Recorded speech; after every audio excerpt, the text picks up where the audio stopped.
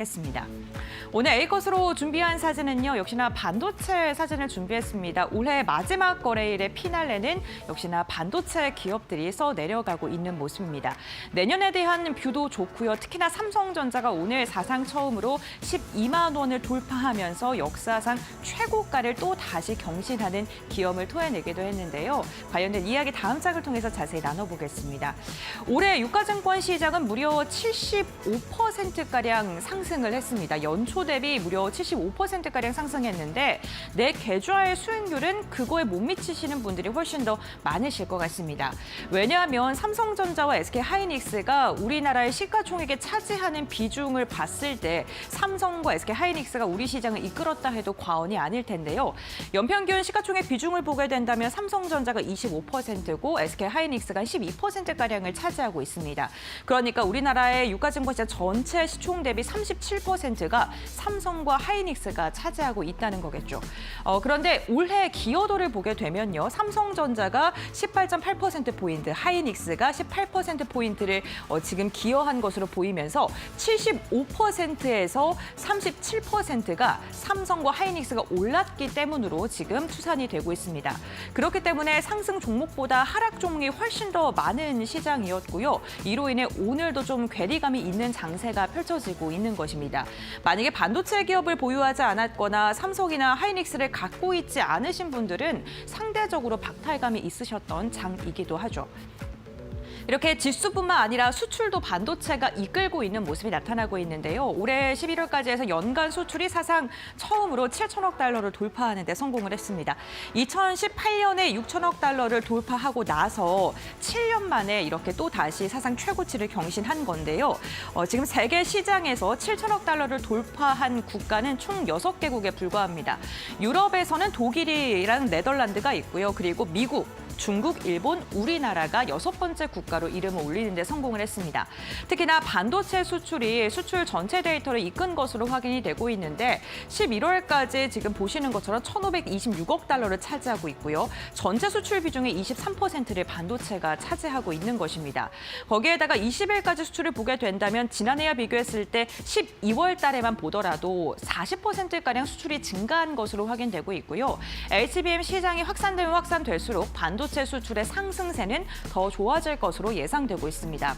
내년에 수출 산업 경기 전망 지수를 보더라도 반도체에 대한 기대감은 계속적으로 이어질 것으로 보이는데요. 내년 수출 전망 지수가 115인데 반도체 수출이 무려 187을 넘어설 것으로 보입니다. 이 옆쪽이 올해 4분기와 그리고 내년에 대한 기대감이 있는 경기 전망 지수인데 보시는 것처럼 그래프가 급격하게 올라가죠.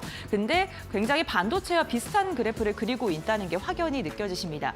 그만큼 수출 데이터에서 반도체가 차지하고 있는 비중, 그 영향력이 내년에도 지속될 것이다. 그러면 이에 따른 기대감의 주가를 조금 더 끌어올릴 수 있을 것이다라는 분석까지 나오고 있습니다.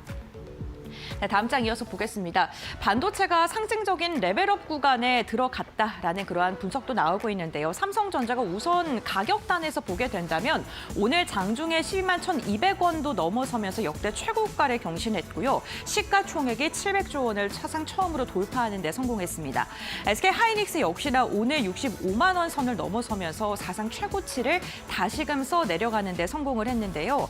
마이크론 역시나 신고가를 돌파하면서 글로벌 메모리 시장의 3대장이라고 불리는 세 기업 모두 다 사상 최고치를 연일 경신하고 있는 움직임이 확인되고 있습니다. 지금 반도체가 국내 시장뿐만 아니라 글로벌 시장의 지수와 심리를 좀 주도하고 있는 상황이 확인이 되고 있고요.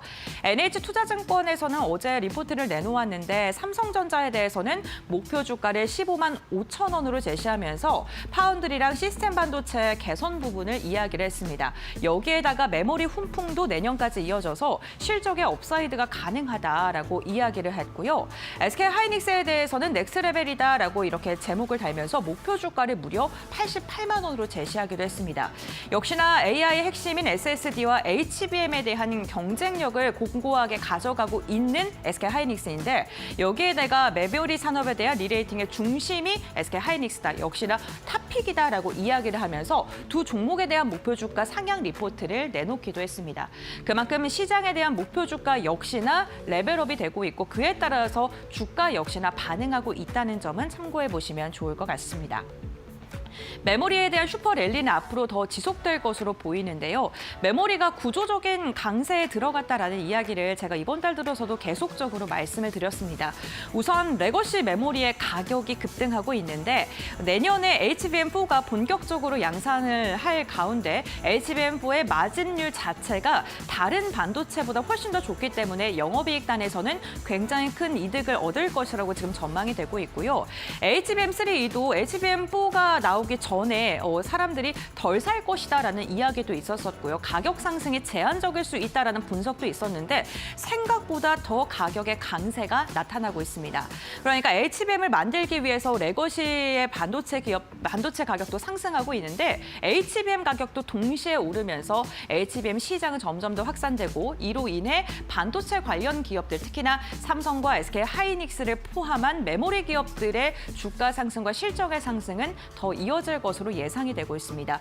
왜냐하면 지금 글로벌 반도체 기업들이 지속적으로 투자를 하고 있고요. 그로 인해서 수요가 급격하게 증가하는 모습이 아직까지도 포착되고 있기 때문인데요.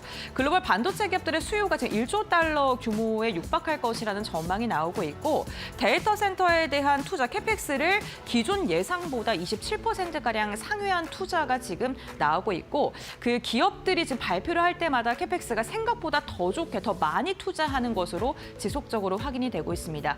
결국에는 AI 서버에 대한 지금 수요가 증가하는 게 메모리 집약도의 상승으로 일어날 수 있다는 겁니다. 하지만 지금 보시는 것처럼 그 공장 자체를 증설하는 게 시장에 지금 반영이 되는 건 2027년 이후입니다. 그러니까 메모리 기업들이 팔고 싶어도 없어서 못 파는 구조가 2027년까지는 지속될 수 있다는 거겠죠. 이게 지금도 주가에 반영이 되고 있는 상황입니다. 삼성과 SK 하이닉스가 중국 공장 장비 반출이 조금 완화될 수 있다라는 기대감도 오늘 주가를 들어 올리는 요인 중에 하나였는데요. 이 옆쪽 사진은 SK 하이닉스 우시 공장의 사진을 준비를 했는데 미국 정부에서 삼성과 SK 하이닉스에 대한 중국 공장 장비 반출 규제를 포괄 허가 취소해서 1년 단위로 허용하겠다라는 이야기가 나오고 있습니다. 이 장비를 반입을 할 때마다 허가를 기다려야 했었는데 이러한 운영 불확실성이 해소가 됐고 결국에는 중국 공장의 생산 차질에 대한 우려가 완화됐다는 게 주요 포인트인데요. 하지만 리스크도 존재합니다. 이렇게 미국이 조금 완화하는 규조를 보이니까 중국은 오히려 수출 통제 법안을 통과시키면서 리스크를 좀 키우는 모습이 나타났습니다. 오늘 시장에서는 이 부분에 주목하고 있지만 중국 수출 통제 법안에 대한 리스크가 언제든지 반도체에는 반영될 수 있다는 점도 함께 참고해 보시면 좋을 것 같은데요. 어떠한 이야기냐면 중국 경제에 도움이 안 되는 수출은 막겠다라는 겁니다. 그러니까 지금 삼성과 SK 하이닉스가 중국 공장에서 만들고 있는 반도체에 대해서 중국의 수출을 금지할 수도 있다. 이 부분을 참고해 보시는 게 좋을 것 같습니다. 여기에 삼성이 전장 반도체 생태계를 확장시키고 있습니다. 최근에 삼성이 오디오 기업을 넘어서 이제 운전자 보조 시스템 기업도 M&A를 체결했다라는 소식을 전해드렸었죠. 삼성의 전장의 속도감이 점점 더 붙고 있는 모습이 계약을 통해서도 확인되고 있는데요. 배터리에서 이제는 반도체까지 확장을 하고 있는 모습입니다. BMW랑 계약을 체결했다라는 소식이 전해지고 있는데 삼성전자의 차량용 AP인 엑시노트 오토가 BMW 차량에 탑재가 되는 계약을 체결을 한 것이라고 보시면 좋을 것 같습니다. 이 차량용 인포테인먼트 시스템에 적용되는 반도체인데 이러한 시스템이 왜 중요하냐면 지금 사용하는 기간 한 10년에서 15년 정도로 기간도 굉장히 길고요. 그리고 고부가가치 산업입니다. 훨씬 더 지금 집약적인 기술력이 들어가야 되는 그런 반도체이기 때문에 가치 자체가 굉장히 높게 평가를 받고 있고 이게 하나가 판매가 될수록 가질 영업이익률도 훨씬 좋을 수밖에 없다는 거겠죠. 그래서 이번 계약에 대해서 시장은 굉장히 긍정적으로 평가를 하고 있고요. 사실 메모리 반도체를 주력으로 디램이라던가 낸드 부분에 대해서 판매를 했던 삼성이 이제는 시스템과 전장 파운드리까지도 계속해서 확장을 하고 있다는 점. 그러니까 아픈 손가락이 이제는 실적의 가시성을 보여주는 그러한 산업군으로 전환하고 있다는 것도 시장에서는 긍정적으로 해석하고 있습니다. 그러다 보니까 증권가에서는 목표 주가를 지속적으로 상향을 하고 있고요. 노무라 증권은 최근에 삼성전자 영업이익에 여기에 대해서 내년에 130조 넘을 것이다라고 이야기하면서 목표 주가를 무려 16만 원으로 제시하기도 했고 국내 기업들도 전반적으로 목표 주가를 올려잡고 있는 상황입니다. 시장의 컨센서스도 한 단계 위로 지금 업사이드가 되고 있는 모습인데 과연 삼성전자가 내년에도 우리 시장을 이끄는 주도주가 될 수 있을지는 참고를 해보셔야 될 것 같습니다.